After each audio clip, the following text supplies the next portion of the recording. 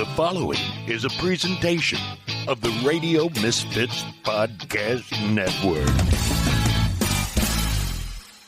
From the birthplace of modern winemaking, Sonoma, California, welcome to The Winemakers. Local experts Sam Couturi, Bart Hansen, and Brian Casey invite you to listen in as they discuss all facets of winemaking. So sit back, pour yourself a glass, and let's hear what the guys have to say this week.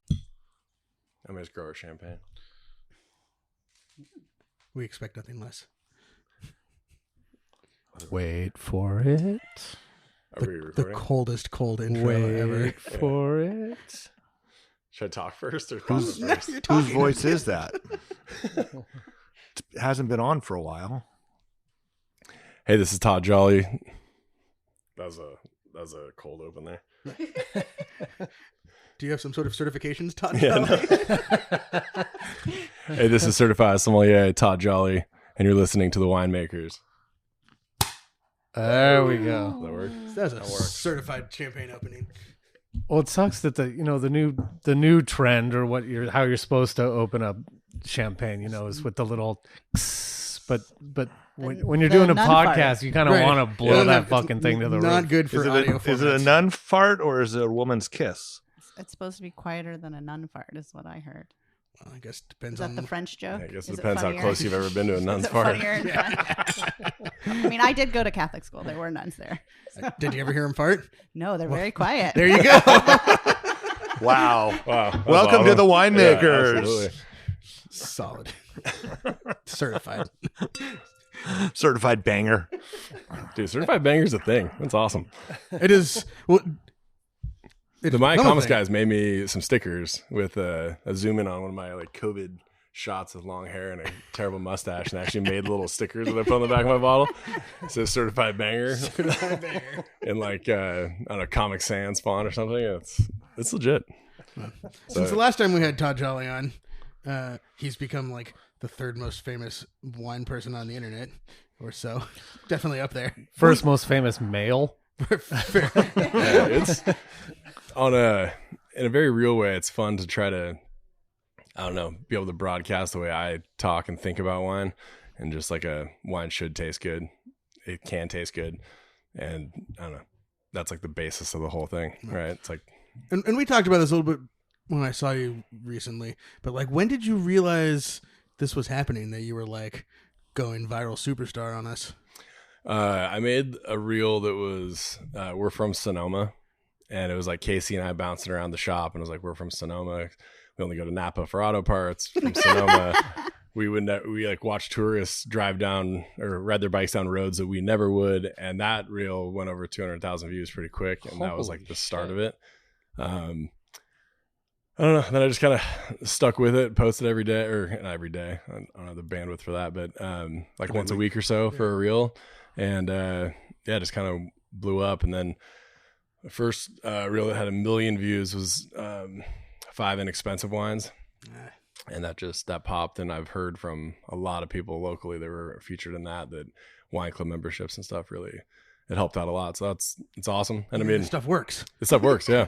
And it's cool too for me, because I still, people have offered me money. People have, don't get me wrong, if you want to like fly me to France or something, I'll take you up on it. But to try to get into a featured reel, most of them actually from Napa, Valley Floor producers in Napa. And I've not taken anybody up on any of that yet. But again, who wants to fly me to France? You can be the first wine in the reel. I just saw this meme that was like, who's up for a private jet trip to Champagne? We'll start here. We'll drink this. Let me know. Hit me up in the DMs. It would be better if you had a jet, because otherwise we're not going to go. That's amazing. Fly me to Champagne. That's awesome. I recently did this like private tasting for a customer down at like Jet Suite or whatever the private part of SFO is. Yeah. And I was down there, and there's 3 different Apollo jets that are getting loaded up, and I was putting on a tasting beforehand, and we had like Magnums of Krug, and it was awesome. And I was like having a great time with everybody walking around. It's the first thing in the morning, and it's like one plane leaves, and then the next plane leaves, and then the next plane leaves, and I'm just standing there with like all the cleanup, and I was like, oh man, like, I need to get on one of those jets, man. Somebody else polishes. Yeah, I was like, well, you know what? I'm just the certified sommelier. So I'll polish these glasses and get out of here. You know, one thing shout you out, Todd, is, and you guys tell me what you think. I would have to say that if you can afford to open up the locked refrigerator at Sonoma's Best, it's probably one of the best stocked refrigerators for fine wine in Sonoma and Napa counties. Like, I don't know, what do you think? I mean, other wine shops, not in Sonoma County. I mean, of course, Bottle Barn has great selection and stuff, but I don't know. I think shout out Bottle Barn. They're awesome people up there, and the selection's insane. I think the big difference is, I have X amount of feet, and they have a lot more feet than I do. So everything that's in there is, sometimes I wish I had more space. I could just stack certain things, but I don't know. I think that my fridge there's only so many spots in there, and so when you make it in there, it's the wines are pretty special. I mean, what I was thinking is just the fact that it shows what you have access to now since you've built this business. Yeah, we're almost 10 years in. This was about to be 10 years in May, so it's time flies. And thank you, Bart. But yeah, it's fun. I mean, if you really want to get to the deep core of the set, I mean, shopping my office is definitely the fun thing to do. And I actually have some customers that are. We've gotten so comfortable over the years that, like, I'll just be at my desk and all of a sudden I assume it's Casey in my office, and I'll look over and it's like a customer just like shopping the French fall in the back. Hey, what's up, man? How's it going? Came in the back door. Yeah. And, it's the card goes through and there's a comma in the total. It's all good. Come on in. So I've learned that at Bottle Barn. I don't even go in the back room anymore. I go back there and then I see what's still on the floor that it's still sitting on the pallet. Exactly. There's no prices or anything. Let's hear it. But the move is, before Todd even stocks stuff, is he'll reach out to you and be like, yo, I got some of this. He knows his customers. Very expensive DMs that I get from Todd. Sam, thank you for all the purchases recently. It's great. I think I have stuff to pick up. You do. I should have brought it. If I didn't have such bad ADHD, I'd remember to do that. Well, if I didn't have I'd have picked it up by now. That's awesome. You know what? I'll come pick it up for Sam, Todd. Yeah, perfect. It was funny the I other day. I bought 3 of these. Where'd the other 2 go? Sam's been on, not to be a bartender that shares tax. secrets, but Sam's been on a little bit of a Sicilian kick, collecting some recently, and I texted him and shout out Kevin Burns the other day. And Sam, what'd you say? It was like, what is this, an old Wild West shootout? Whoever gets to dive in first gets it. It was good. Responds first gets it. Yeah, that was fun. I started laughing. I was like, oh, maybe I should clean that up a little bit. Those Ida wines are fantastic. They are. Yeah. You texted me. I was in Spain this summer. You texted me with some of those, and then we literally were like going to Sicily the next day. Went out to dinner, and there was the exact same wine for the Sicilian price, which is a lot less than tariffs and markups that you get. And I was like, oh, so I bought 2. Nice. Had them for dinner. That's awesome. Yeah, those reds. I have a little, it's just in my head, a map of where people have paid invoices for, and the farthest one away was Dubai. But you in Italy was pretty far too. Yeah. The very first time I had like a 6-pack of Tignanello that a lady bought for me when she was like on the beach in Hawaii. This is years ago. I was like, it's like texting invoices thing is pretty great. Yeah. The Apple Pay just pops up and it's like, got it done. Yeah. It's fun.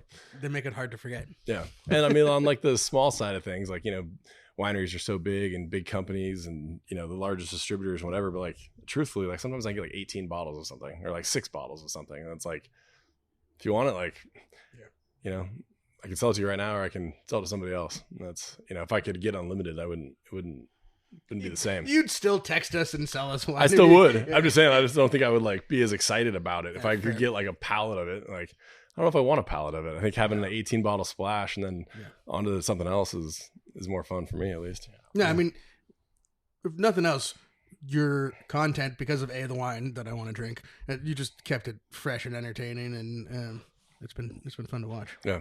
So Todd, what are we drinking? I brought some Champagne A Bergère.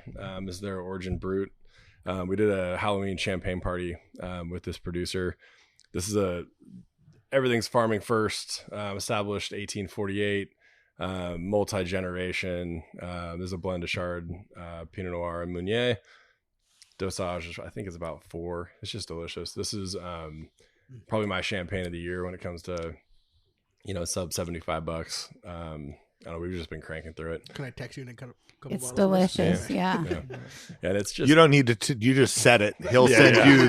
He'll send you an That's the invoice. kind of follow-up I'm good I gotta on. get it Yeah. before this show goes out and people try and buy it out from under me. Should we try to get a live invoice pay on the podcast? See how it comes through on See the how it customer works. end. Yeah, That looks that's good. awesome. That's cool. No, but yeah, that's always one of my taglines right there. One of the things there's so many champagne producers that like don't lead with vineyard.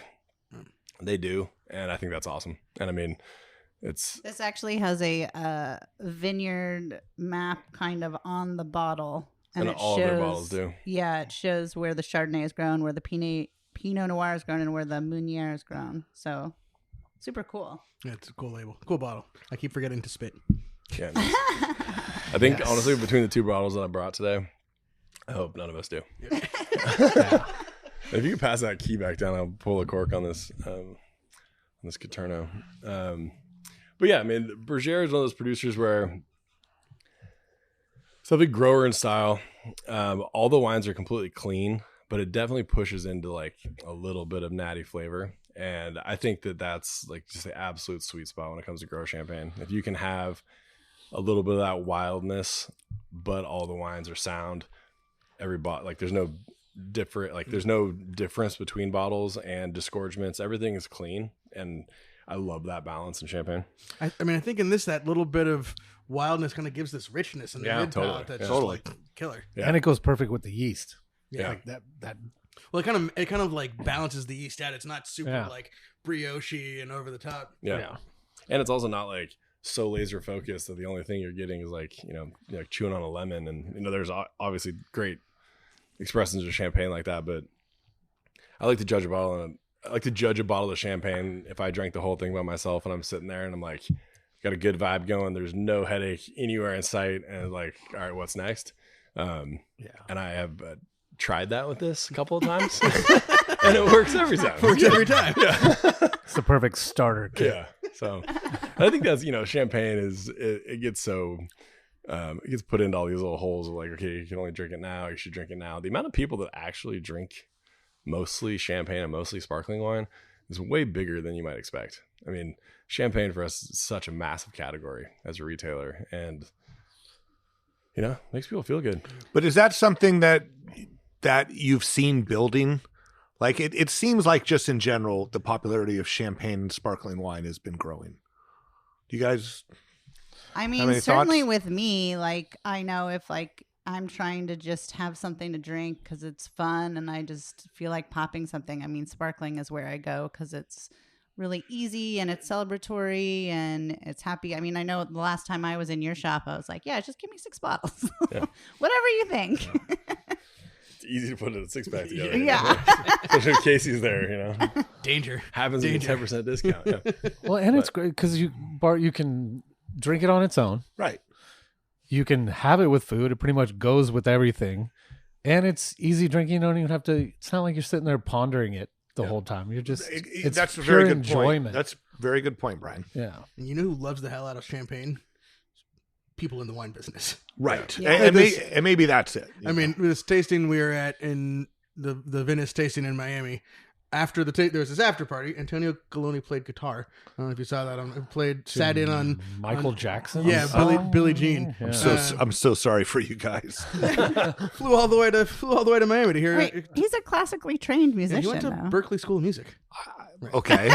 Anyway, point being, Hold your line, Bart. Sorry. The after party Obviously, he's never looked at my wines. That's awesome. Anyway, go ahead. and now that you insulted his No, guitar of course playing, not. Absolutely. I'll probably give you a 94. All the after party was all the open bottles from the 100 wineries that were participating on this table, and I spent 30 seconds recording that video of him playing guitar, and then went downstairs to it. Every bottle of champagne that was on the table was completely empty. Totally dusted, probably in like 37 seconds of hitting that table. And then I was like, not like there was only the other 90 greatest wineries in the world. So it's fine. But yeah, the champagne was fast gone. Yeah. There you go. Are you guys doing anything for Nouveau Day? Yeah, I have 2 different producers. I used to do I have my Thursday night tastings every week that we do, and I used to do all Nouveau, and then a couple years ago I kind of backed off that, and so I do 2 local Gamay, 2 Beaujolais Nouveau, and then probably a Champagne up front.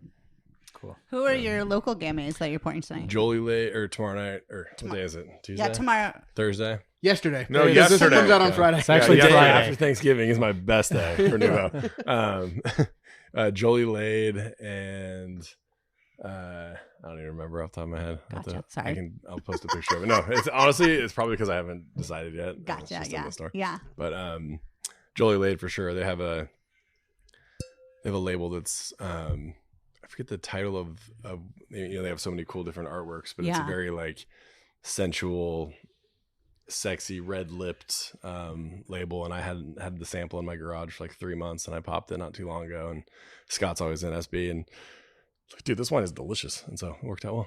So, yeah, popped it just in time. Well, that is the other secret weapon of Sonoma's Best, is the fact that every winemaker in Sonoma Valley has to drive by it on the way to and from work. It absolutely works. It's actually such a fun little hotbed of, not even a little hotbed. Like, you can be in there sometimes and there'll be like 5 people that are in the wine world and not in the wine world, like kind of famous. Right.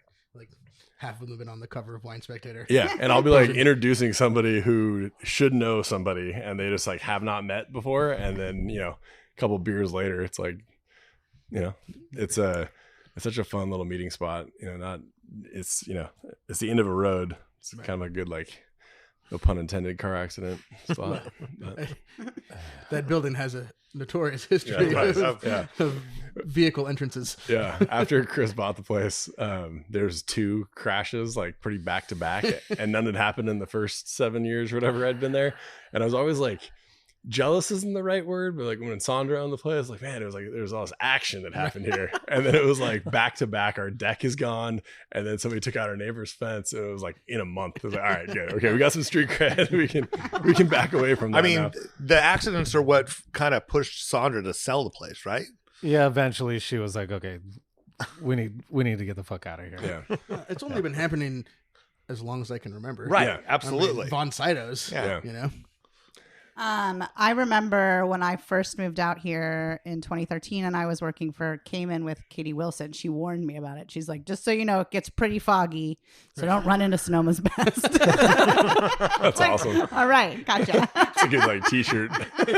Pretty foggy. Don't run into. They have the great coffee, but just don't remember to stop. That's awesome. When we were gone last week, I noticed that a restaurant opened called Mosaic. Has anyone been there? Is that where the sausage emporium was? Mozaik. No, it's been open for months. Has it really? Yeah, it's the same. see? One Same. week in Florida, man. It's the same woman. she just it's rebranded. It's rebranded. Oh, the menu looks amazing. So I was, okay, Yeah, I mean, talk about a total flip from what it was to what it is. right. Right.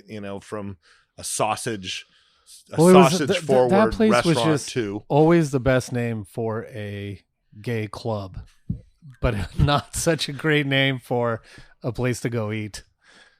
But it was the best name. If it was in the Castro, that place would be packed. or Miami.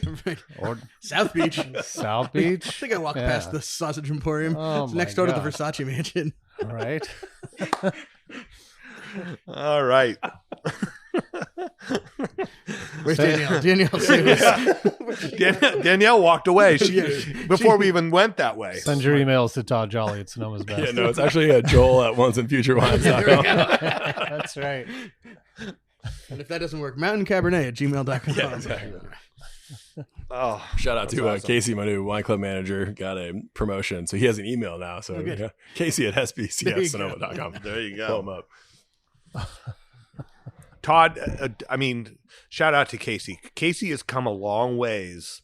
You've obviously been tutoring him quite well because his depth of knowledge and passion about wine just continues to grow. Yeah, and I mean, I got to give Casey a lot of credit on that. In the first couple of years, it was very much like under my wing in a sense, but also Casey's a natural sales guy, and he has the gift of gab. So it's just a little bit of like polishing it up, and then he's reading about wine constantly. I mean, he and I blind taste each other multiple times a day. And we have some really awesome blinds that happen in the store. And like, he's credit to where it's due. I mean, Casey is fully dove into the solemn lifestyle. As a Gen Zer, he'll never take a test. And I think that I'm Gen Z. Yeah. Well, I think that just in the way it's like progressing right now, I bet he could sit down and pass. He could probably pass certified today if he wanted to. He might have to research like some specifics on Italian wine regions with aging just for, multiple choice test sense. But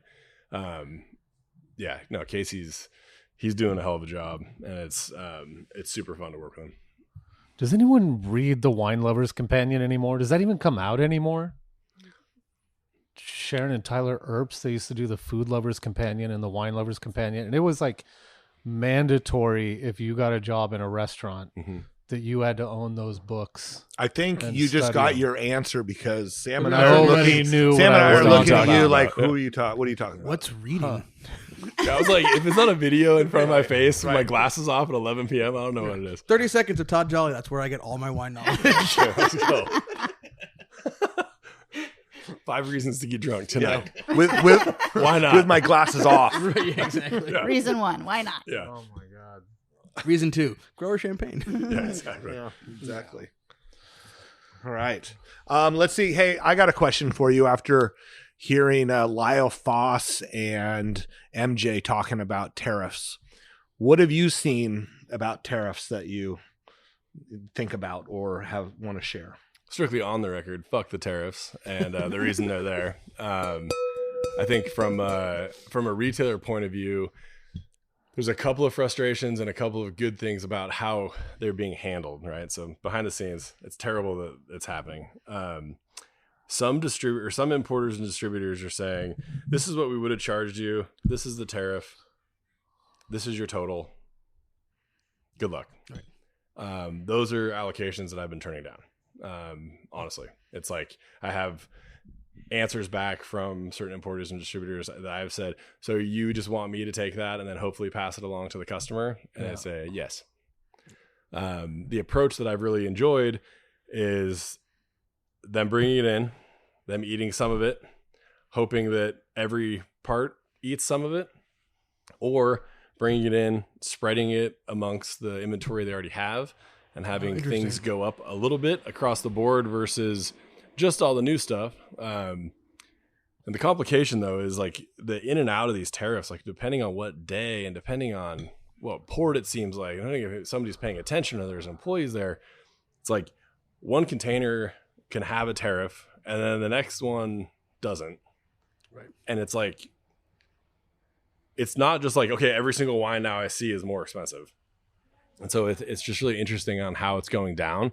And I don't think passing it to the consumer is the answer. I don't think we're kind of all in this together, like across the whole industry, restaurants, like everybody. And so I think everybody should participate a little bit if we're forced to do it. And so that's the approach I've been trying to take when it comes to pricing.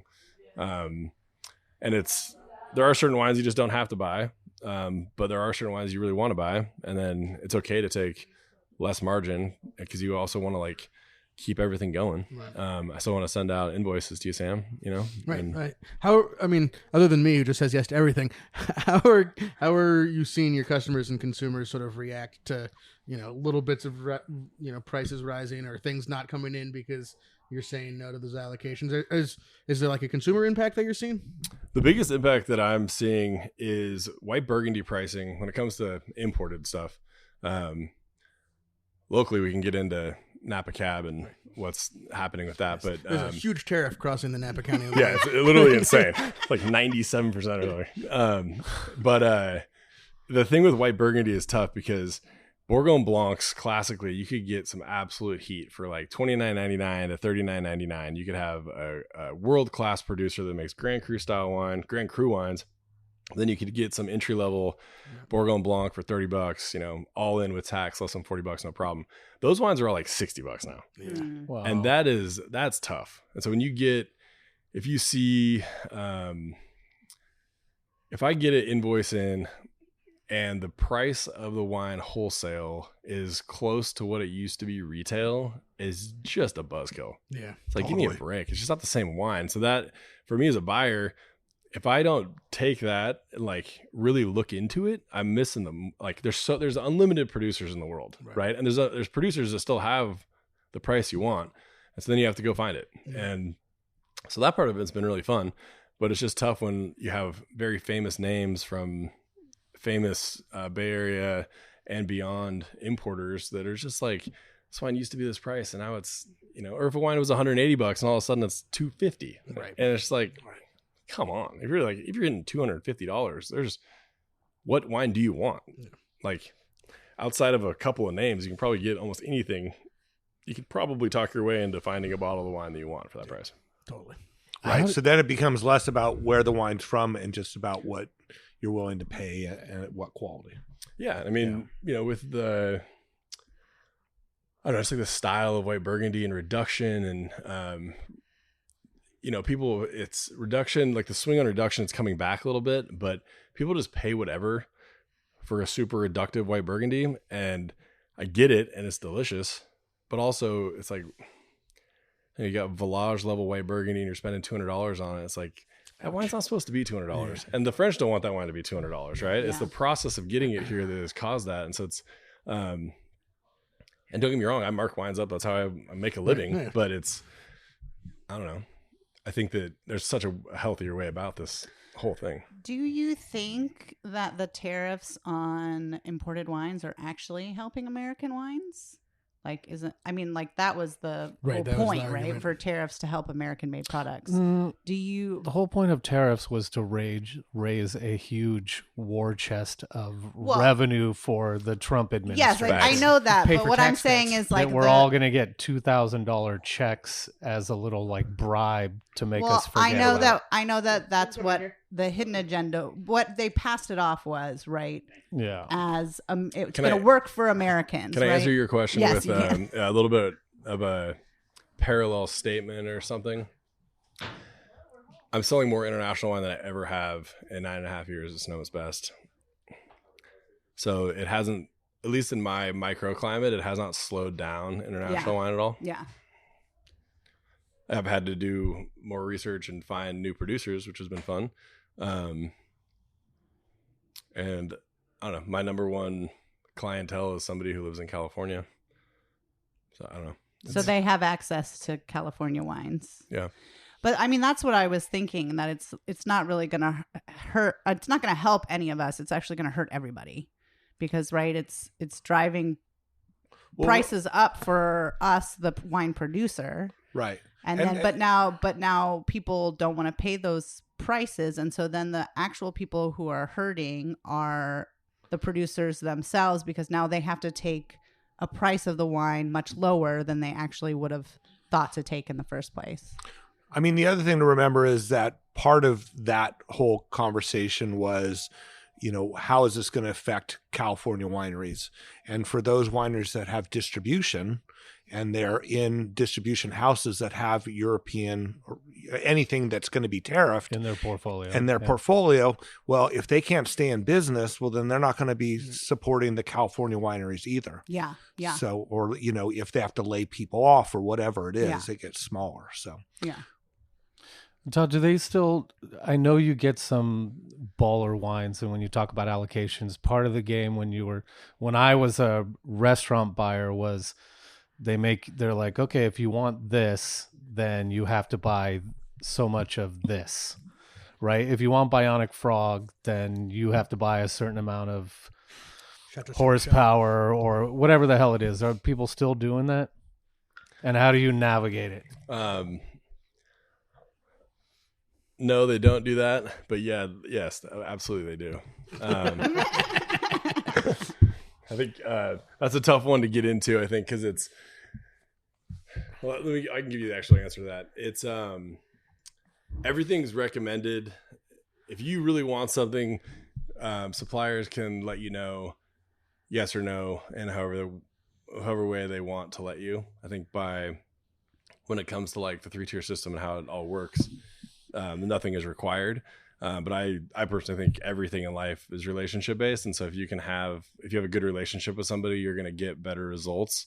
And that, I feel like that sounds super political the way I said that, but I actually mean it. Like, I think if, old school handshake contracts might be the best ones in a vineyard. I mean, it might not be, and so it's a lot of my allocation based relationships are like hanging out with the supplier, not just having, meetings with them, or it's like, I don't know, just actual human relationships versus there's a lot of, I'll have days when I'm at SB and I'm like this like crotchety old like retail buyer. Then I'm like, oh man, I never thought I'd be this guy. And there's, 15 people knocking on the door trying to sell me wine. And there's no appointments. And I had a bag for 7.5 years. I was a supplier for 2.5. Like, I remember those days. And also it's like, we're all trying to move the needle along a little bit. So if you can set up a relationship where it helps both sides, I think that that's when you don't need an appointment anymore, and you can just stop by, or you can text me on the weekend and I'll buy something. I don't know, because it's, the answer to your question is yes, but it's just like I don't know. I try to set up my relationships where it's like, look, I'm going to try to help you get where you need to get, and you need to let me know that you're going to try to help me get to where I want to get to. And if we can figure that out, then. Well, and do you feel like it's also like a trust thing that you build with them, where they're like, hey, I know this is an unknown name, but this stuff is good and it's going to move. You just need to take a chance on it. And you can be like, well, I know you, and I know what your taste is like. And so, yeah, I'll do that for you. I don't really approach it that way. I usually say, if there's a supplier interested in showing me some brands, I'll ask them to bring in a bunch of the brands, and I'll find the wine that's going to work for me and work for the store, and say, hey, this SKU can work for me. If you can make that work for you, then let's make it happen. Let's do a wine club. Let's do whatever. And I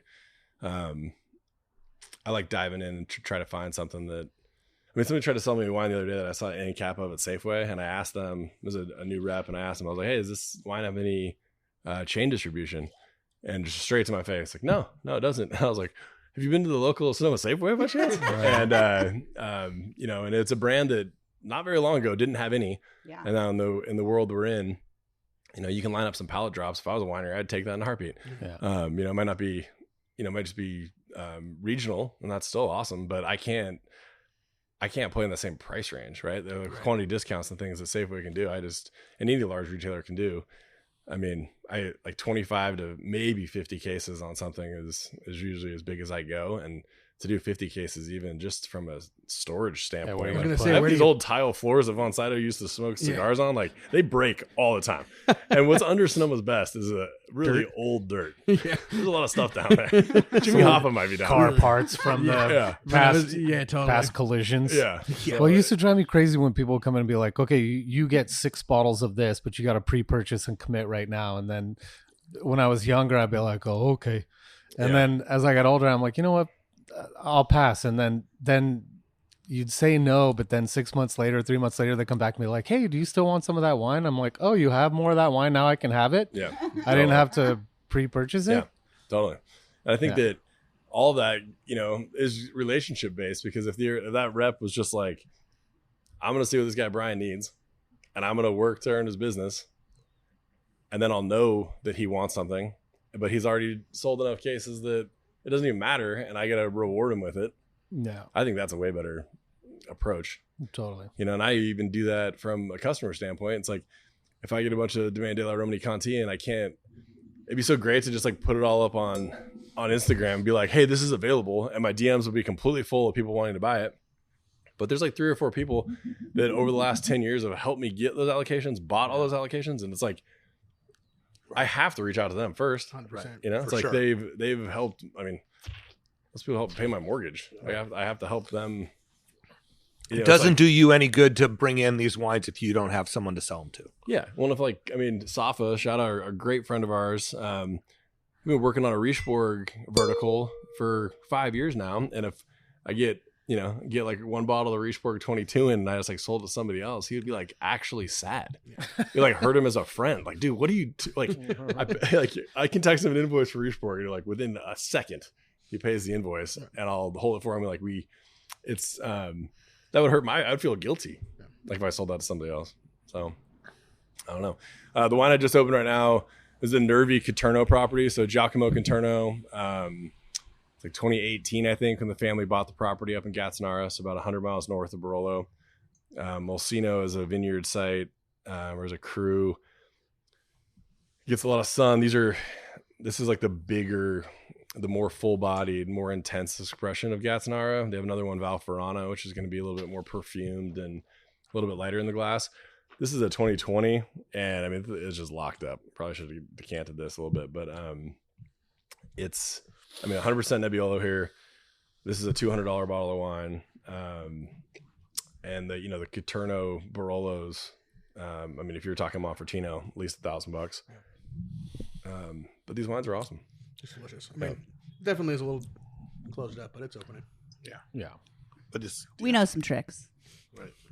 So we're all swirling. Drink champagne first, Yeah. apparently. Yeah, We're all swirling very aggressively. Aggressive swirls. This is one of those things that, like, on this whole tariff conversation, is a great place to go, because if you're looking at Barolos that were $300 and all of a sudden they're $500, and it's just like, why? Like, I don't have that much money to spend on a bottle of Barolo. But then you have these producers that are making this 100 miles away up in Gattinara. And Gattinara got just absolutely obliterated in World War II, and so it took a long time for things to come back. When they moved in 2018, there's a lot of energy in Gattinara right now.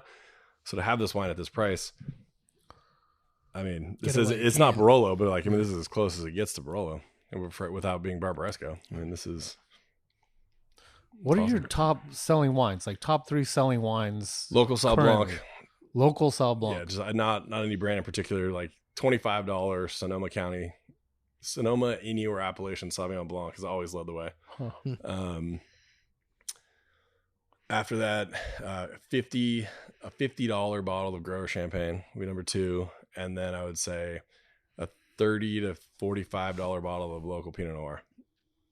Right. It's 5 Sancerres in a row, probably after that. Yeah. What do you see as a trend over the last 5 years that people used to drink and don't drink anymore, or that they didn't used to drink and now they're drinking a lot more of? I see people just drinking. Yeah. I mean that sincerely. Yeah. Like, I'll see people have a health scare and they won't drink, and then they'll drink. Or I'll see people that there's a lot of like tech crowd in the Bay, obviously, and so I'll see people's buying patterns go like really expensive wines, and then like I have tasted really expensive wine, but now I'm like $50, Right. and then like back up and down. So that's fun. There's a lot of trust building relationships where it's like, one of the first things I always ask people is, how much money do you want to spend? And it's a little bit of an aggressive question, but it actually just diffuses everything. It's like, my ultimate goal is to get you the best bottle of wine, the style you want, for the price you want. So it's not, there's no ego in it. It's just, if you want to spend $25 and you want it to be crisp, like, here. Yeah. And so I honestly think, Brian, like, I do have a microclimate. Like, it's a little store. Customers come in ready to buy wine. Yeah. And so it's a little bit of a different situation, but I see people from 21 years old to 80 years old excited to buy wine, excited to hear a cool story about wine and drink wine. We got a hard liquor license. We brought in a bunch of like RTD ready to drink stuff, and not one of them is sold, not even a can. Really?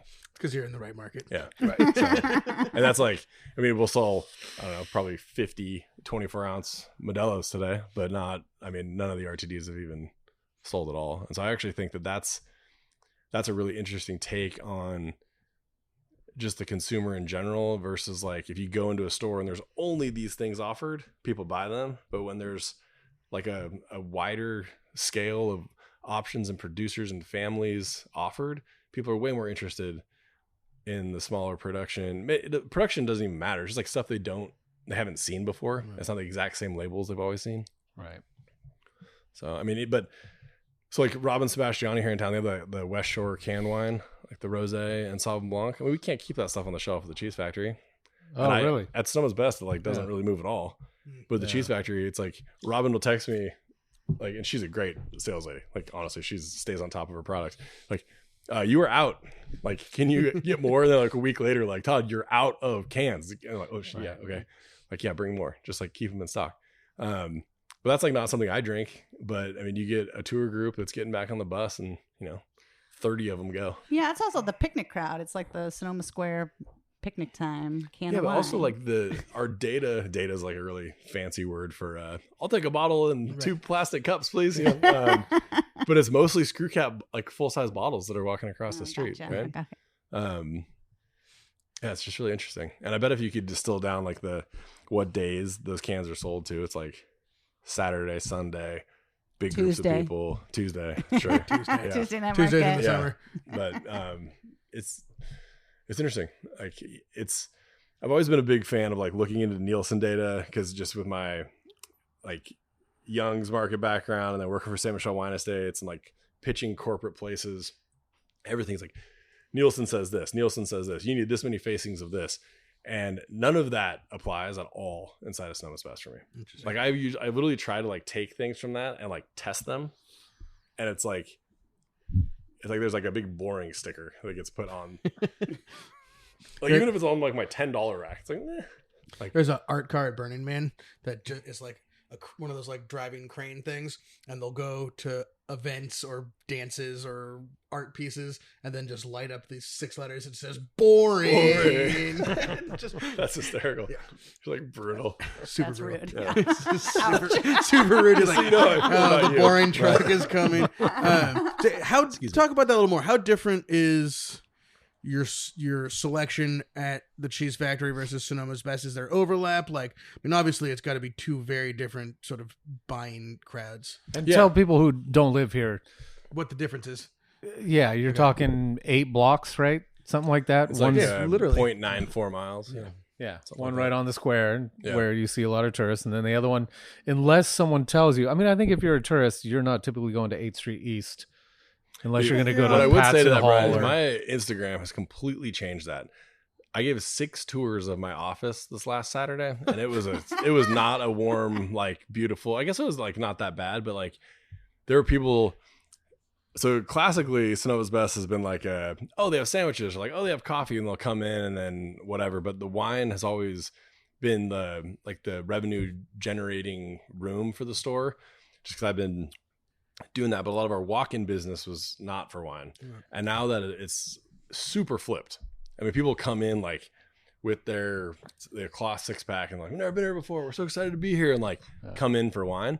And it's hysterical. Like literally take people into my office and I'm like, this is where you like film the reels, and it's just Behind the scenes with Todd Jolly, certified sommelier. The other day I was wine there. club is like it's almost like 500 people now, and it was like 100.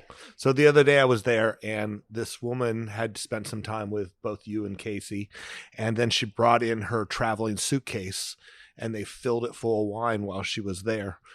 And Wow. she was off to fly to go somewhere. Yeah, there were 4 bottles of Blue Farm Gaps Crown that that Hannah ran over like an hour later, and then I delivered it to her at the lodge, and we filled the rest of it. But yeah, it's good. That's customer service. Yeah, honestly, Blue Farm's customer service to me is absolutely legendary. I'm like, is there any way I can get this right now? She's like, I'm on my way. I don't know how they do it, but yeah, it's awesome. And whatever you're going to pay for this wine, I'll probably spend half as much back, or if not more, on something off the shelf. Yeah, perfect. Yeah, it's good. No, but it's Symbiotic. Todd, talk a little bit about what's going on with all the distilled spirits at Sonoma's Best. yeah, we have a full license now, so we have on-off premise service. Oh, you have on-premise service too. Yeah, definitely. And there's more of that coming down the pipeline. We're definitely in soft open mode at the moment, but 2026 will be here we go. I actually I have to turn in my business plan for spirits and stuff this afternoon, and so it'll be really exciting. It's going to be try to mirror the wine program, cool, fun stuff. Yeah, I mean, I had a late night. I was there till about 1:30 or so about a week ago, and I do a lot of late nights, a couple a month or something at SB when the stores close, and it's You just actually get stuff done. just Von Sydow and I in there hanging out, and I was like, we had like there's some random like big name brand stuff that we had for like, okay, if we do like a mixing or something, and I was like, you know what, fuck all these brands. And it was like, I don't know, some stuff made in a garage in Texas, and a couple other big ones that everybody knows. Like, I don't need those here. Right. Like, and so we like ordered more Hansen. We ordered like, it's just to break it down to like the coolest stuff. And the hardest part for me on all of it is I've spent my whole professional life in wine, and I've spent very little time in spirits. I have done plenty of studying of spirits and drinking them, whatever. Consuming of spirits. Consuming, sure. And it's the fun thing is we have our team now as a company, and everybody's got like, somebody loves mezcal and tequila, and somebody loves bourbon, and I'm leading the program, and we're working on the set together, and it's really symbiotic, and like it's pretty cool. So it's coming together well. And Fortaleza tequila is something that is you just cannot keep on the shelf. Chartreuse has been very exciting. Yes. Yeah. Dangerously exciting. Yeah. I got a lot of chartreuse available too. So somebody needs it. Somebody needs to call Jesse Apgar. Let him know. You even got VEP sitting on your shelf? I actually, so back to your allocations question, with that importer, you can either go like Armand Rousseau Burgundy or VEP, and I usually choose Armand Rousseau, but it's there's more money to be made on the former, but if somebody needs VEP, you give me a month, I can definitely get a bottle. How much? Like 140, 150, 200? Does it get up green there now? Green Label is like $112.99. Okay, it's probably in that 2 range, something like that. Can you invoice Sam right now? One of my rules, I don't send invoices till I have product in the store. All right. The times that's backfired years ago, it's like you send somebody an invoice, and it's like classically that's like the case that got broke on the truck. It's like, God damn it. So I always wait till it's I have my hands on the bottles. But, all right. Back to I can finish the cheese factory question. I think I'm the one that got off of it, but it's really cool, and it's like we have a whole new set built there. I have full-time employees there, and it's a wide set. It's not nearly as deep. Like it's Sonoma's Best, I might have like, cases of something or whatever. But I mean, it's 75% local, 25% imported. We only pour local wines, and it's awesome. I mean, it's like it's a really fun thing. And so if you're on the plaza and you want to take the same approach of like, I want to spend this much on something that tastes good, that's the kind of set that I've tried to build. Just certified bangers, everything tastes good. Certified bangers. Yeah. Right. All right. What are the your barbecue is amazing. Right. Oh. The food is good. Yeah. Yeah. I mean, Juan he was a chef I think he was like a line cook or something at the French Laundry, and you can check the facts on the actual position, but I mean, he's French Laundry trained. I mean, we just did this Dan Costa dinner last Wednesday, and I mean, the food that was coming out of the kitchen, I was looking at it and I was like, holy shit. Like plated, like the everything was art. Tweezers out. Yeah. I mean, and it was a 4-course dinner for 30 people, and he absolutely killed it. Wow. Nice. Yeah. Even Dan Costa was like, this is awesome. And I mean, Dan spends a lot of time at Valette, and does he? Yeah. Dan's a good dude. He's a big jovial guy. It's fun. Friend of the pod. Yeah. Yes. All right. Holiday recommendations. Drink stuff you like. Yeah. Drink more better. Yeah. Honestly. Well, so I saw your video on the 3 wines that you would bring to holiday dinner. Mm-hmm. And I'm really, I'm really sad that there wasn't something like kind of like off kilter on there. Like it was like a Pinot, a sparkling, which of course, and then low dosage grower champagne to be specific. But I couldn't remember the third one. But I was like, where's the Grenache with the turkey? I mean, I feel like a Mediterranean style Vermentino it might be on all of our like daily walking path. But like I sold a lot of Guthrie Vermentino because of that reel, so that was helpful. I get that. I'm just So there's a we're couple partial to Grenache on here, so sure. There's a couple of things when it comes to Go Danielle. Yeah. All good. All of us sitting around at this table staring. I wish that every time, like what the fuck, where's the Grenache at? A guy bought some, shout out chat school. David Mitchell came in after seeing Bart the other day and bought the Amphora Grenache and touched the broken piece of Amphora that Bart dropped off at Sonoma's Best. So some Grenache love. When you make a reel, it can't. First of all, you're never going to make everybody happy. And if you could find a nice little chunk of people you can make mad and you can get some comments going, it works really well. So where are your comments at? I am not mad enough to comment. That was the thought that came into my head. But I get it. I mean, a big juicy styled Pinot Noir. I mean, you can interplay that with Grenache in a heartbeat, totally though, right? Grenache. It's the Pinot is going to crush. And like when you're speaking to a bigger audience, you got to give things that they know about. But I'm I know. just saying, Think about like, your family. Like I know when I go to a family gathering, it's 25 people. Most of them, they don't know most of the stuff that my Yeah, but brother-in-law and I are. that's are true, drinking. but that's our job to like. The amount of people that reach out to me them. about not having Nouveau on that list, and I used to think Beaujolais Nouveau was like super fun, and I still get it, I appreciate it, but that's a great example of wine or money that should be spent on something local. Like local Nouveau. Yeah, or just like local Gamay or Pinot or Grenache or something. Yeah. It's like, it's just funny over the years, like by the time it gets to us, the distributors are exhausted with it, and it's like, this was really fun years ago, and now it's just like not as, it's like kind of fun. When they flew it over on the Concorde, it was fun. Yeah. Right? Yeah. And it was in all the papers and it was on the news. But now, and even then, like, even our friend of the pod, Tom Darling's doing something for the Nouveau Day. And yet he's not really focused on Nouveau. He's focused on Beaujolais. Yeah. And, you know, I don't think it's all that. I went to, and I forget the producer. It's one of the big Nouveau producers. And I went to I was in New York, and they were throwing like the classic Nouveau Day party. And Is it DeBuff? it was DeBuff. Yeah. Giving out ties. The whole thing. But they don't pour the Nouveau until midnight. Mm-hmm. And they get you wasted on good Beaujolais. Yeah. And at midnight, they're like, here, buy cases of this. And you're like, oh, it's awesome. Yeah, it's 10-3. And then you wake up the next day and you're like, what is this crap? Yeah. That was a very informative event that I got invited to that night in New York. You're like, oh. Got it. Yeah. Got it.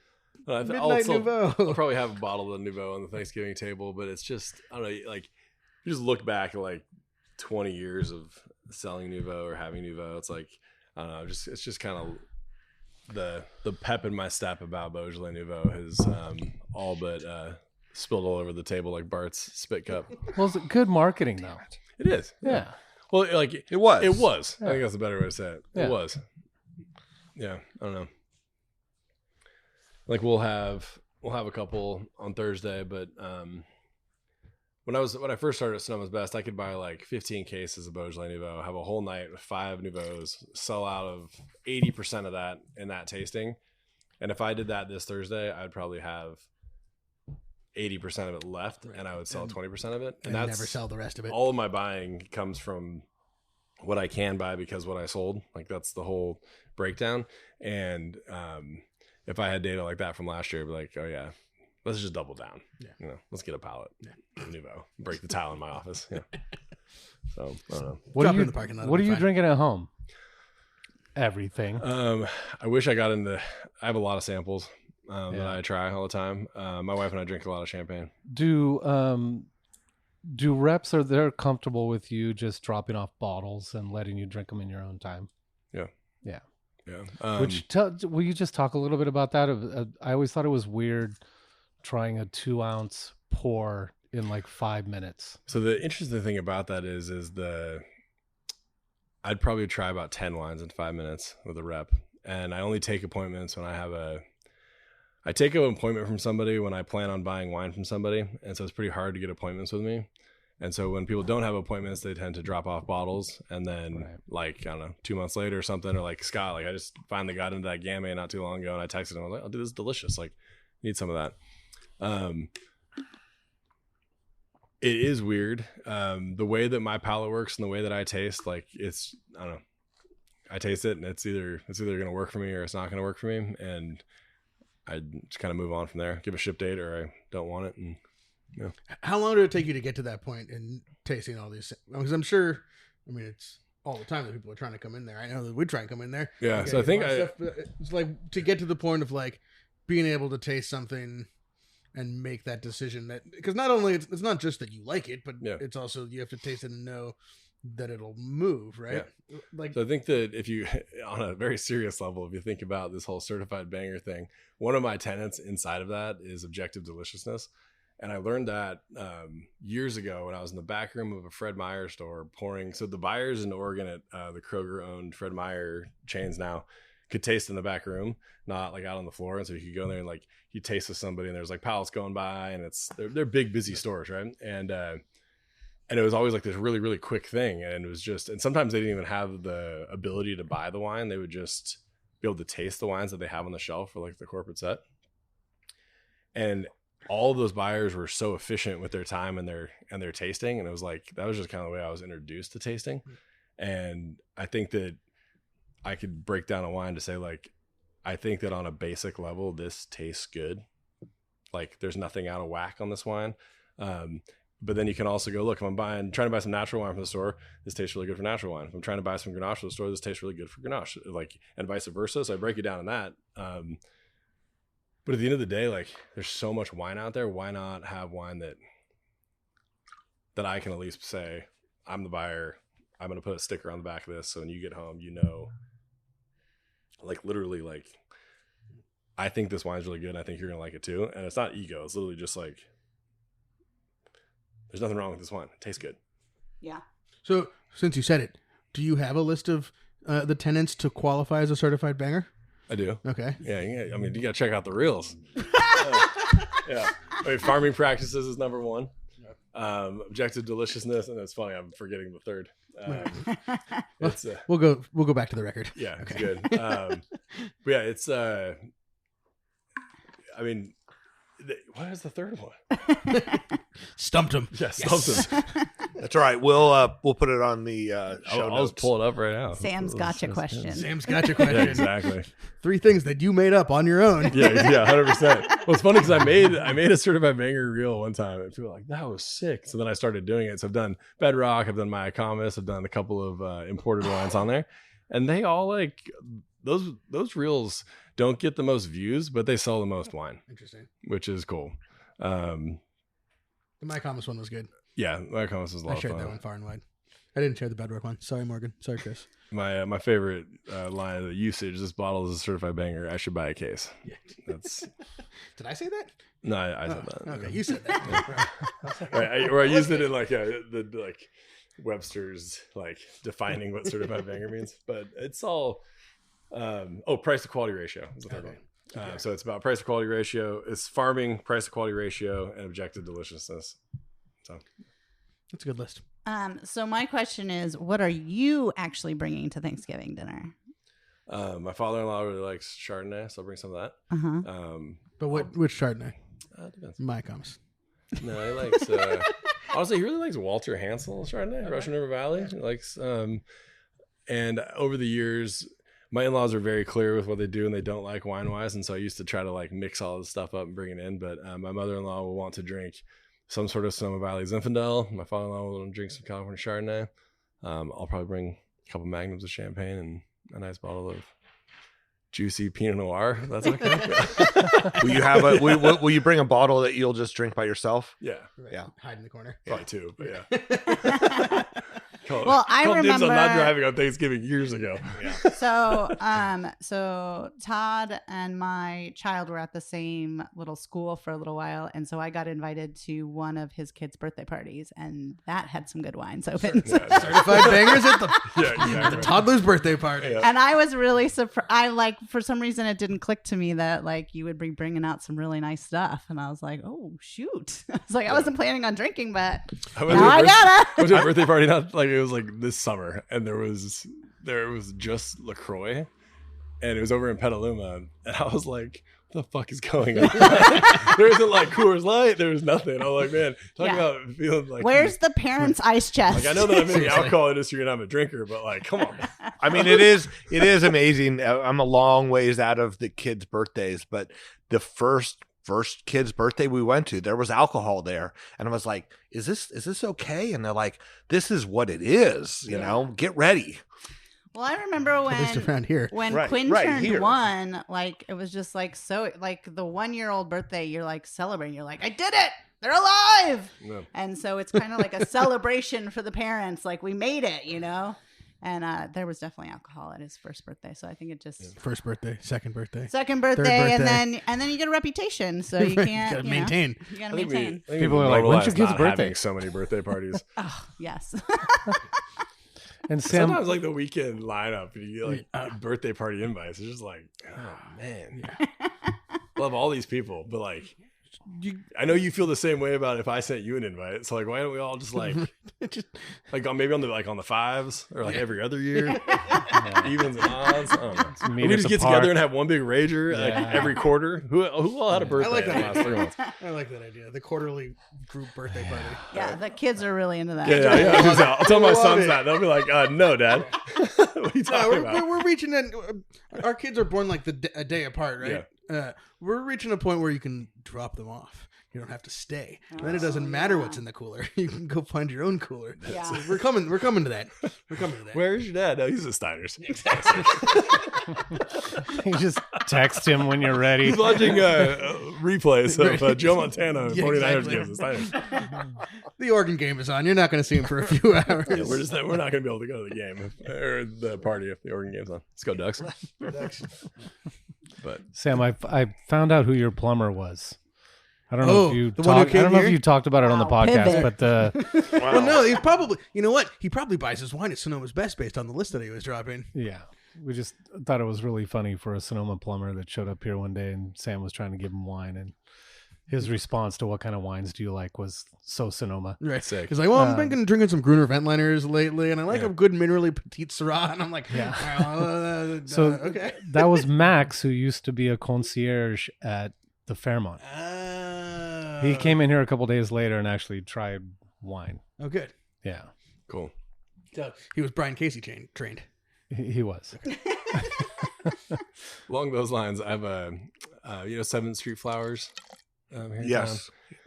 So their son Ian, he's a good friend of mine and great dude's got a hell of a palate. And we do a lot of blind tasting at Sonoma's Best. And over the years, he's really dialed it in. And he lives in the city. And he went to a wine shop in the city, which I actually don't know the name of off the top of my head. But they blinded on him on something. And they're like, nobody's got this today. Like, not one person has got this. And they gave him like 30 seconds. Like, all right, you're not going to get it, man. He was like, you guys just relax. I'm like getting into this thing. And he ends up calling Roussan Dominant, Roussan Marsan blend. It was from somewhere in the south of France and just nailed it. And the guys behind the bar were like, oh, whoa. And he was like, why are you blinding people on Roussan? Like, that's what he said to them. It was just like a funny, that's a grape you would, it's not like on the short list of classically testable grapes. And so as a somm, if you want to be like kind of a dick, that's a good way to like, I own this crowd. And so then to have somebody like just call you back on it is like, it's just the it's like the best thing in the world. Like me, like you try to blind somebody on, I don't know, like there's a list of like Chardonnay. Well, Riesling is the classic, Sure. people are like Zinfandel is a great one to blind people on because everybody thinks it's just incredible when they're drinking it. A lot of people will miss it, but then it's like you'll never forget. You're like, you pick up a little raisination, you pick up something else, and it's like you get a Zinfandel again in the blind tasting, and it's like, oh yeah, this can only be one thing. Yeah. Yesterday was National Zinfandel Day. Well, no, 2026 is National Zinfandel year. I think Is it International Zinfandel Day? Every day is National North Bay? Zinfandel Day. North Bay Zin Day? Sonoma Valley is Honestly, Zinfandel North Day. Bay Zin Day's got a good ring to it. Yeah, it does. So it'll probably be a party. When are you selling tickets? Well, you are about to drop tickets for a party that you have to buy tickets for fast, right? Champagne party. Champagne 8th party. annual. It'll be fun. It usually sells out in a day. That's the New Year's Eve? December 18th. December 18th. Yeah, styled like a New Year's Eve party for sure. A lot of sequins and champagne. You just get to go home earlier. I like that. Stay till midnight. That's the parents of young children's New Year's Eve. Yeah. We'll be out of there by 9. It's a happy hour New Year's Eve. I'm in. I dig it. I Exactly. dig it. Yeah, it's always a really fun night, and we did it at the Cheese Factory last year, and it was about 150 people, a DJ, a dance floor, 6 different producers. It was awesome. Yeah, the way that you guys are using that space over there Yeah. at the Cheese Factory, especially now there's not actually cheese being made in there. Yeah. There's a lot of room for activities. There are, Yeah. and there's a lot of stuff to come down really fun things coming down the pipeline over there as well. It's a historic building, so you can only do everything has to be permitted and all of it. But it's Chris, who owns Sonoma's Best and the Cheese Factory, is just he's all in. Cool. And he's just all about bringing stuff back to life and treating people well. And I mean that, which is cool. When are you going to make wine? I don't know, man. You know what's funny about that, Brian? I never ever thought of doing that, and then in my mind I was like, what if I like went to Champagne and like picked out some barrels I liked and did it that way, and then I'll probably never be able to do that until my kids are a little bit older. But yeah, I don't know. You know, no one's ever offered. I mean, people offer all even the like time. Jess is like, hey, let me throw you some fruit, and All the time. I'm sure there was lots of fruit being I just offered this year. Yeah, like it kind of goes back to what we were talking at the beginning of the show. I don't know if I have the bandwidth to have like pallets and pallets of one thing. right. Like one of my buying styles is nothing has a place on the shelf because it's always different. And people who shop Sonoma's Best all the time always joke that like my staff pick tags never move, but the wines always do. Right? It's just like, oh yeah, that's the staff pick today, you know. And it's funny because like if you're just a walking customer, it's almost impossible to be in there without either Casey and I or any of our other employees saying hi to you. But if you are, like, if I come in the morning at 9 a.m. and there's been a couple of bottles sold, a lot of the times it's like the one on a staff pick thing. So, but they're all staff picks. I mean, I think they're on the shelf. They were Yeah. picked. Yeah, 100%. That's like one of the reasons I love Sonoma's Best so much is it's a small set. Yeah. There's only Turnover is so many spots. exciting too. I like is, yeah. just constant new stuff. Yeah. And I mean, like, think about people's attention these days. Think about, you know, everybody's addictions to social media, and like, go watch a show with commercials and tell me you don't pick up your phone. That's Yeah. the fucking worst. Yeah, it's worse. So like, if I'm selling stuff and I'm like something new. Well, even for restaurants, like I feel like I go to restaurants that change their menu more often than the ones that don't. Yeah. You know, like I'm like, I want to see what else you guys can do. Yeah. Besides just going and getting the same two things over and over again. Totally. Well, it's seasonal, right? I mean, Yep. Well, yeah, a lot of we're very lucky to live in California, and a lot of the stuff is farm to table, so it's a seasonal thing. Yeah. but to the point, how much of your selections are like? Are you picking things that like, oh, I mean, now obviously it's Thanksgiving, it's the holidays. Or do you sort of like lean on the things that you're going to sell better, and then like, how does that shift through 4th of July weekend and all? You know, sort of. Oh, for sure. I mean, like you can get like a time lapse of the set. I mean, just like to watch like the rosé. You know, I always have rosé, but like that set to grow and shrink, and then midsummer my Pinot Noir set's bigger, and then entering winter to Zin and Cab push in on it. So it's like, it's not as like it actually. If you had a time lapse, it would kind of like the tides. Yeah. And it's like, okay, there's like 12 spots for that, 12 or I don't know, 20 spots for that, 20 spots for that, 20 spots for that. And sometimes there's 30 Zins and there's, you know, 15. I don't know. It's, and I don't push a lot of Cabernet, period. The other day, somebody came in from Bordeaux and I didn't have any Bordeaux in the store. And I was like, well, that was a miss. Probably need to have some Bordeaux, you know? And so it's like, ordered some Bordeaux, but it's like, I actually think a lot of people want to buy Bordeaux. I always push them to Sonoma Zinfandel. I think that Zin is like, Ooh. I think that Zin has so many, it fits the void for so many flavor profiles that people think they remember. Right. And then you actually drink Zin, you're like, no, that's just what I want to drink. Yeah. It's, I don't know. Cabernet is just, that's I don't know. There's, and a lot of this is, I mean, don't get me wrong. Like the right cabs absolutely move. Like I have my comments in my office. I'm not going to sell somebody unless I know them. And then there's a couple bottles out on the shelf, but it's like when you see like Burn Steakhouse or Blackberry Farm, these lists that have these old verticals in my comments, I'm like, I'm actually doing that right now, which is sick. Right. And so it's like closed boxes that like, no, nobody, you can't have that right now. That's for another time. Yeah. But now with their Merlot and their red blend, and I mean, there's plenty of wines to sell, but it's from a data standpoint, from customers coming in for local red wine, 9 out of 10 times they're asking for Pinot Noir. Interesting. And honestly, the other times probably Zin, which is cool. You know? Yeah. And so that plays into a little bit of my juicy Pinot Noir plug. Give the people what they want. But. Yeah, got to give the people. You should what they make want. a reel about like if you're feeling adventurous and want to try something that's like Pinot Noir, you should try these wines. Danielle, it sounds like you need to start making your own reels. You have a lot of ideas. I don't have the kind of reach he does, man. You didn't, you didn't either. You gotta start somewhere. That's true. Just listen to a couple of Gary Vee podcasts, get all jacked up. Exactly. Get in front of your Never camera. stop moving. You don't post 7 times a day. So something that pretty cool that happened randomly today is that that Bart and I both brought our 2021 Rossi Ranch Rhone blends, and they're actually super close together. Mine is 66% Grenache, 34% Mourvedre, and then his is 68% Grenache, 32% Mourvedre. So they were probably picked on the same day. They were probably because definitely Phil picked tells on the us same day. when they're to be picked. Well, I remember seeing you there that day. Yeah. So, so pretty fun side by side. What block do you get? I am the truffle block. But what part of it? Because Bart has that little, like, his own little peninsula there. Yeah. If I remember right, you were. No, that was what's her name that got some from that also. No, that what's the little triangle block that is with the red soils? Oh, the Truffle 6. Truffle 6. Yeah. I get Truffle 6, and then the Mourvedre I get is across the way from Heritage. Right. 11. Oh, okay. Yeah. Because, I mean, they taste really different. They do. But the red dirt... The side by side is super fun. Yeah.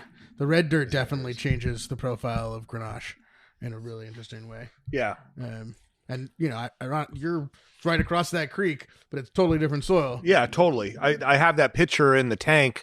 It's such a classic picture where you're in the kind of ash laden or the white, ash, more ashy volcanic soil, and you're looking right at the red. Right.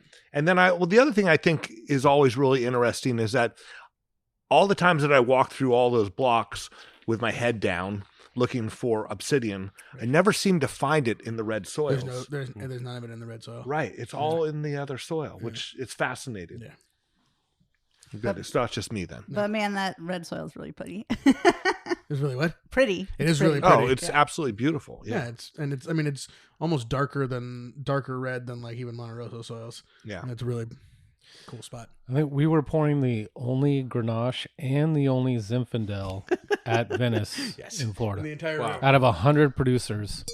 And it wasn't wines that were on his list. No, But are they Moon we Mountain kind of wines? snuck them in. Sick. And we're Muchas pouring Piedras. them. Oh yeah, you're right. Muchas Muchas Piedras. Piedras and the State Zinfandel. Nice. Yeah. Like if you had a list or other wines from 16600 on it, you guys brought different ones. Well, we could have brought poured it the all. Muchas. Yeah, cool. We could have poured the Muchas. I don't think he had ever. The deal is that it has to be like a 92 or a 93 to be poured at the event. Okay. So we could have poured the Muchas. We didn't have it on the list. I don't think we'd ever had the Zinfandel scored, but we had it down there and we opened it and we had a Magnum. We were going to like pour a little bit and then bring it to our tasting the next day. Gone. And gone. Yeah, nice. Yeah. Dusted. Well, bringing back to your point is like a lot of the people who are there are the cab drinkers, and then they're all just like, "Whoa, what's this Zin stuff?" Exactly. Barolo was huge Yeah. at this event. That seemed to be what everyone was talking about. Well, and what it's everyone also was like drinking about. Antonio's thing is he loves those. He's a Barolo guy. Yeah. In fact, that's how it was like the Barolo report was, or something like that when he was, I think, still in grad school. That got him famous, right? That got him hired by Robert Parker. Yeah. Yeah. Yeah. It was pretty wild tasting though. You ever had 00? Oh yeah. Yeah. Yeah, we got to meet that couple. Cool. I'm buying some of that. Yeah, nice. I get the. I actually got my first allocation of their Burgundies this year. Yeah, you were the one that told me about that. Yeah. What's yeah, so I'm probably- I think 00? my fifth vintage of buying 00. Yeah, the wines are awesome. Yeah. Oregon Chardonnay Pinot Noir. Okay, producers. thank you. Couple up in Oregon, and then she was telling us the whole process of picking the Pinot and Yeah, and they do the whole using- Koch, like black Chardonnay, oxidative method, and it's very reductive and delicious. And yeah. yeah, you know who Joel Burt is one of the first people that turned me on to 00 years ago at Las Jarras. And then we have new neighbors. The Plot Vineyard people, I think, are moving in where I think where Hawks was. Hawks was. Right behind the fig. You know, Radio Coteau and Literai used to source out of that Yeah. vineyard. It's got new owners. And so that's a little tease for next week. We're actually going to have Derek on. Thomas Rivers Brown is the consulting winemaker. They were there. So we'll get to drink some Pinot, Danielle. Juicy. Excited. Super No, excited. I do. No, okay, I do like Pinot. I don't know what it is about there's Pinot. in the champagne. We like yes, that. I do like that. Yeah, I don't know what it is about certain Pinots, but I feel like as soon as I sip them, I get a headache. Like as soon as I sip it, and I don't know what that is. You're a Sonoma girl. I don't know. It might just be something that doesn't get along with me. I completely understand, like, in making Grenache, like, there's a billion Pinots. Like, try something else. I get that. Yeah, it's not that even. Well, I'm naturally drawn to Rhones. Like, I tried a Rhone. I was actually, the reason I started making Rhone was a complete mistake. I actually wanted to make Petite Syrah instead of a Morvette, but I was given Morvette and I made it and I fell in love with it. And the way I explained it, like the way I made it, it was very like red cherry and juicy. And the way I explained it to people who had no idea what Morvette is, which is like most of the people in the United States, is it's like a Pinot, but it has a little bit more tannin and a little bit more structure. And people were super into it. They loved it. And it doesn't have any Syrah in it. And it didn't have any Syrah in it. Yeah. Unlike the Pinot. But yeah, I mean, I've had Pinots that I like. I'm not saying Keep an that eye I on don't your have rearview Pinots mirror that I like. driving home tonight. Yeah, talking about the mafia here, Bart. Mafia talk on the record. Well, you're safe until Friday when the show drops. Yeah, exactly. Well, one of the most exciting things for me moving to California was getting to open my palate to all of these new wines. It wasn't Cab, Merlot, Pinot. You know what I mean? And like, that's, I think, one of the most exciting things about coming to wine country is that if you do want to be a little bit adventurous, you can open your eyes and your palate to like a whole new world of other wines. And you don't have to be locked down into this one thing that you like. Why do I feel like we're going to be protesting Sonoma's Best next week? Danielle's going to be out there with picket signs. No, not at all. Not at all. The only business that never was protested. We want Grenache. We want Grenache. There was 3 cases of Gigo Nasa landed on the floor today. It's over there. I didn't get a text message. Delicious. It's still in the back room on the pallet. Come on over. No, and I'm sorry Or if it tile. sounds like I'm yelling at Todd. I'm really not trying to do that at all. It's messed up. Yeah, I don't know. Champagne I know, Danielle. I buy a lot That's of an road alright. wine from Todd, so Yeah. you just need to go shop more. No. I'm not saying he doesn't have it there. It was just that one post. So that is the new winemaker up at Monte Rosso, right? Yeah, so that was Bernardino. I can't remember what his last name was. We went to that seminar. That Monte Rosso teas. Hopefully, we'll get him on the show. You know, when you have to go through the layers. And We have microphones set up right now. I know. Just go grab them. I think they're having lunch with Phil. Monte Rosso, the Gallo. ChatGPT. No, Call Phil. don't call Phil. Don't call Phil. Don't call Phil. They are, and they haven't released the wines yet, but they're doing like small amounts, like 100-case lots of Only old vine. of the old vines from Monte Rosso and putting it out under Monte Rosso Vineyard as the Oh, they are. Yeah, it's pretty. And the wines that we tasted this weekend were fantastic. Yeah. Cab. There's a Cab. There's a Zin. There's a Semillon, and I can't remember what the fourth one was. Maybe I just made it up that there's 4. Yeah, I it's think just those 3. were the only ones. Okay. There's a fourth one to be named later. Grenache, obviously. Who knew it? Who knew we had Danielle? old vine Danielle, Pinot what's the Noir fourth? off the top of Monte Rosso? All right, guys. Todd, any events coming up you want to tell people about? Talk about Wine Club. Wine Club's awesome. It's I have a couple. I have a champagne club and I have a tasting society, as I call it, and it's about a $28 bottle average, and all the wines are meant to be consumed, not cellared. And so when you get them, you put them on your counter, fridge, and you don't know wherever you put your wine, and to drink them, and it's fun because it's just wines that are ready to go, and it's great. Probably somewhere between 400 and 500 members. We have great retention rate. Seriously? Yeah, and that's Nice. like Instagram. Like, shout out to everybody who signed up through Instagram. It's been incredible. Yeah. If I made commissions on my Instagram signups, it'd be sick. But it's all good. Buy way fancier Pinot Noir with that money. Yeah, exactly. No, but in all seriousness, it's called Burgundy. it's all part of the program, and it's incredible. But if I was an hourly employee somewhere making, like classic wine club sign up kind of thing, it'd be nice. I would take what I have instead, but it would be pretty cool. But no, it's the wine club's great. It's there's some people that buy wine from me that I tell them not to join the club just because if you only like drinking Barolo or you only like drinking Italian wines, like there's an Italian wine in the mix, but I've told a lot of people to not join the club over the years because they shop just come by the weekly at line. Sonoma's Best. So it's there's kind of like you still get club benefits if you're a regular versus that. But the wine club's awesome. Yeah, we had in the last one that went out, Blair Guthrie's Vermentino was featured, and that was one of the most reordered wines we've ever had in the club. And it's usually half domestic, half imported, half white, half red. Blair is Stewart, right? Yeah. Well, and also Guthrie. Okay, because big in Atlanta, FYI. Well, our boy Aaron, the tricking off ain't easy guy, is like he's all about those Stewart Cellar wines. They make great wine. Yeah. I buy some grapes from Rossi Ranch. There you go. There you go. Talking about a juicy Grenache, right? Their carbonic Grenache is fantastic. Right? Yeah. For $25. I mean, come on. Bart, how was your dinner at Songbird? It was great. There's a fairly new chef there, and he's worked at a number of places. Worked for who's the woman who has the catering place? Figurella. Worked for Figurella. Also worked. I was about to say Elaine Bell to totally show how old I am. He did a great job, knocked it out, and it was a great, nice group of people. The Gloria Sparkling was awesome. The Klein Shard was delicious. So yeah, we had a good time.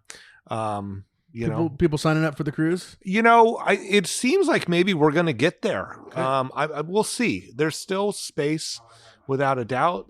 So hopefully we'll see. That guy has a voice for radio. We got that guy on the radio show. He's about 20 feet away, behind a curtain, and he's peaking the levels. Hit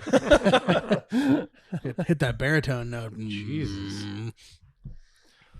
Sam, what do we want to promote? Can I just real quick? Yeah. So Saturday the 29th is a sip and shop here in Sonoma. And then really what the focus is for that night at 6:30 to 7:30, the lighted tractor parade. Yeah. So looking forward to that. And then that's what you give me instead of the Vintage Festival parade. I'll take it. Yeah. I mean, this is the 4th year, I think. Yeah. And people seem to have forgotten about the Vintage Festival parade. Not all of us. Yeah, I know. Got it. Yeah. Cheese Factory will be open late on for the Sip and Shop. The Sip and Shop, tractor parade, and lighting of the plaza.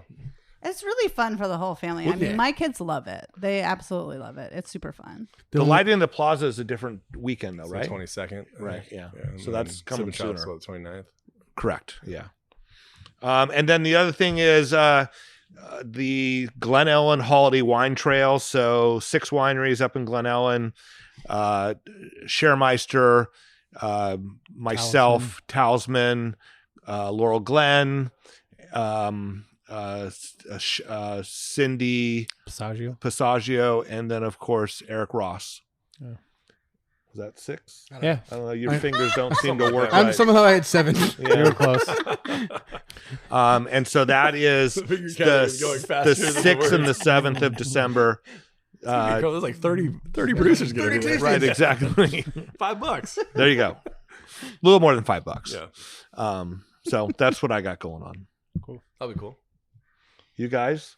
Well, I guess the Nouveau Day party crawl around the plaza will be done by the time. Speaking of Nouveau. Yeah. Really? Yeah. I think we're bottling like tomorrow. We are bottling tomorrow, selling it on Thursday. Yeah. It's called cash flow. Yeah, we did a little Grenache Mourvedre or Grenache Syrah. It was an Isabel blend. So there's some we did some carbonic Grenache, and then she blended it with some normally fermented wines. Is it bubblegummy? It is not bubblegummy. It is. No, Isabel blended it. Yes. If it was me and Jack, it probably. But it is Isabel. There was a professional in the room. So that's going, but that's over. We might have some bottles left if you want. That's right. That's it's over. Yeah. It was a really fun party. I wish you were there. Because this dropped till Friday. Right, this dropped. The party's Thursday. Show drops Friday. We probably have a few bottles left if you want to buy one. What else is going? New Year's Eve. New Year's Eve with Marty O'Reilly. Oh, we ran out of the 2021 Estate Zinfandel and Muchas Piedras. Instead of having to wait until like a wine club shipment time, we actually are just releasing it right now. So it's available right now on the website. Wait, what is? 2022 Estate Zinfandel. Okay. 2022 Muchas Piedras. Okay. And the 2024 Simon's Marsan Russo. Oh, great. Brian left that part of his brain in Miami. Yeah, Florida, man. No, I'm excited. I need Muchas Piedras in my life. Yes, we need it. We can't not have Muchas Piedras anymore. So either we got to make the vineyard bigger or release it faster. Yeah. So that's up there along with a whole bunch of fun 3-packs that Brian put together. So get the holiday shopping going from like $75 to $420. It's a big balla holla holla. Yeah. Yeah. That's going. And we're going to do a little pop-up here, holiday pop-up with the folks at Trove. And that's where we're doing Sip and Shop, but we love their stuff and their collections and all their vinyl. So we're going to hang out here and have them sell some stuff and pour some wine someday in December. We haven't hammered out all the details yet. Cool. Me and your mom are going to go decorate the tree at the Fairmont. 5 wineries every year get to go decorate the tree, and they'll do the whole tree lighting thing there as well. So I think we'll do that. They make it snow outside in the parking lot. I don't know how they do it, but they do. Climate change, man. Climate change. I'm pretty sure it's not organic though. Salts. Definitely not. But also, I don't think it's snow. But it looks good on Instagram. Yeah. Panic, it's not organic. They did that at Marine World. I remember taking my daughter to Marine World like They used when to she was bring younger. snow in, and you'd ski And we would at Marine toboggan World. down. Yeah. Yeah. That was awesome. just in the back of a dump They truck. used to do that at the plaza too. It would like show up with a dump Seriously? truck full of snow Yeah. in the middle in this time, like holidays time of year, and dump it in the middle of the plaza, and kids would go play on it At until it melted. the Kids Science Museum in Houston, they have a little snow area where kids can go play, and Is that that's weird. Extracted from the They have a core of the- snowblower. It's weird. It's super weird. Snow in Ice Houston. and chemicals. Yes. Yeah, exactly. I'm like, do we really want Quinn to go play on that? I'm not. I don't think so. Don't eat it. Don't eat it. Yeah, definitely don't eat it. Smells delicious. All right, Danielle, I think I know the answer to this question, but if people wanted to get one wine from you for the holidays, How's your Pinot? Yeah, the Pinot's delicious. No, I would say that the 2022 Mostly More Bad is Yeah. going to be Do really you have fun. That 21 Rhone blend left. Yes, I do have a 2021 Go ahead Red and Light get some left. of that. Yeah. I think either one would be great. They go really well with white meat, and the 2022 is just super approachable and easy to drink. So even the Pinot lovers will like it. They might like it more. Never mind. I'm going to hear Said about like a Pinot true- Noir and Yeah. Stone Crab for the next San 6 Giacomo's months. just put a warrant a price out on our heads. Bart. Expand your mind. Yeah. Drink Rhone. Todd, thank you for coming on. It's been too truly long. has been Been a couple years. great to see the growth of the program there over the last 10 years. And Appreciate that. yeah. Yeah. And I mean, you're not going to get any more space. So I don't know what you can do to Build up. Certified Sell bangers only, faster. man. Sonoma's best skyscraper. Yes.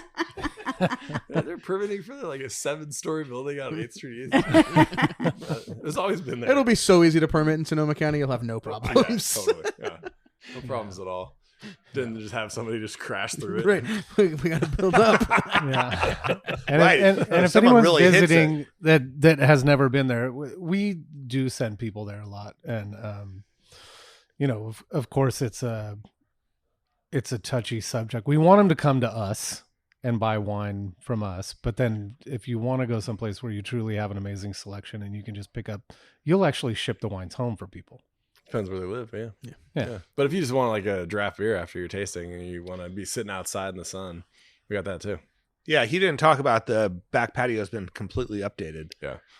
Brought all the same furniture that they have up at Chambers Landing. It's all super comfortable and There we cozy. go. And it's, Chambers Landing. Yeah, it's awesome. Do you still have the cottages that people stay in out back? 4 of them. Yeah. Airbnb. It's a super nice place to stay if you're coming to Sonoma. And you could just stumble from the Yeah, you can. You really never have to leave. Be like, I was Sonoma. Well, mean, I walked really? across the parking lot. You got I had food? breakfast. Oh, I had a glass of wine. I walked back across the parking lot. Took a Espresso? nap. walked back across the parking lot, had lunch, had a couple beers, walked back across the parking lot, took a nap. Woke up to $1,000 charge for Burgundy. Exactly. Hey man, you opened it for everybody. It was awesome. Todd, thank you for bringing those excellent wines for us to try today. And it was nice to see you. And if you want some excellent wines, you should go visit Todd. I love it, Danielle. And if you're not following or Casey. Danielle closing the show. Yeah, Danielle's really falling into her position, isn't she? We had a really great comment. I don't know if you guys saw it. It was a really great comment. People saying, "Hey, we're so sorry to hear about John, but Danielle has been a very nice addition to the show." Yeah. We needed balance. Thank you. Right. Yeah. And go follow Todd Jolly. Oh yeah, shout it out. Yeah, Instagram. Sonoma Wine Merchant to the top. Let's get him to 1 million. Yeah, there you go. Right? We're like almost 85,000. Trying to get. I actually don't have any goals on it at all. It just keeps happening and it's fun. That's what keeps it pure. Yeah, totally. Yeah. But if somebody wants to take me to France, hit me up. and you have a point. Private jet to the to Champagne. Right. Yeah. It would What help if you have a particular jet. region are you interested in? Yeah, whatever. We'll figure it out. Yeah. All right. Anyone got the PJ? There we go. Yeah. Or, I mean, Hook up just normal- TJ on the normal PJ. I'd take first class also. It's fine. All right. Thanks, guys, for listening.